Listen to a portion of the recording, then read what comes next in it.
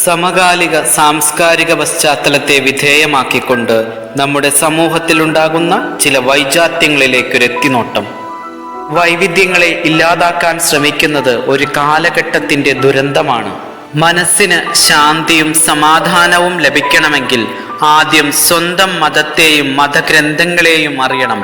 അതൊരു തരത്തിൽ സ്വയം അറിയലാണ്.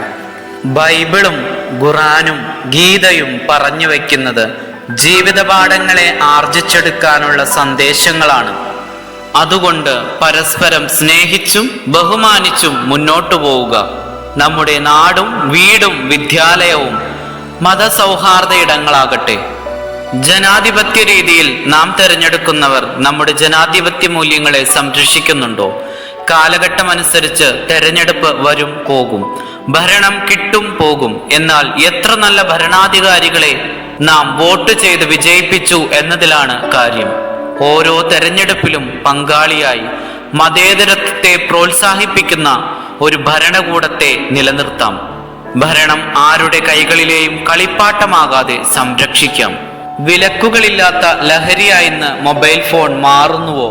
അത് അറിവിനും വിജ്ഞാനത്തിനും വേണ്ടി ഉപയോഗിച്ചുകൂടെ?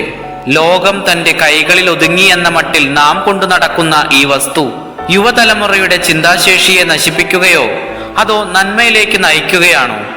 ചില പരിധികൾ വെച്ചുകൊണ്ട് ചിന്താശേഷിയുള്ള ഒരു ഭാവി തലമുറയ്ക്കായി നമുക്ക് കൈകോർക്കാം. കാലം മാറുന്നതിനനുസരിച്ച് നമ്മുടെ സംസ്കാരത്തെയും തനിമയെയും മറക്കേണ്ടതുണ്ടോ? നമ്മുടെ വസ്ത്രധാരണം നമ്മുടെ സാംസ്കാരിക തനിമയെ വിളിച്ചോതുന്നവയാകട്ടെ. നമ്മുടെ മണ്ണും ജലവും വായുവും നാളേക്കും വേണ്ടുന്നവയല്ലേ?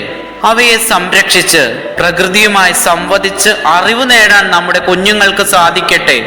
മനസ്സിന് ശാന്തിയും സമാധാനവും എവിടെ കിട്ടുന്നുവോ അവിടം സ്വർഗമാണെന്ന് ജീവിതം കൊണ്ട് സന്ദേശം നൽകിയ മഹാത്മാഗാന്ധിയെ പോലെയും ലോക സമാധാനത്തിനു വേണ്ടി ജീവിതം ഒഴിഞ്ഞുവെച്ച മദർ തെരേസയെ പോലെയും നമ്മുടെ മാതൃഭൂമിയെയും ഭാരതാംബയെയും സ്നേഹിച്ച് ശാന്തിയുടെയും സമാധാനത്തിന്റെയും വെള്ളരിപ്രാവുകളായി നമുക്കുയർന്നു പറക്കാം. ഭാരത് മാതാ കി ജയ്.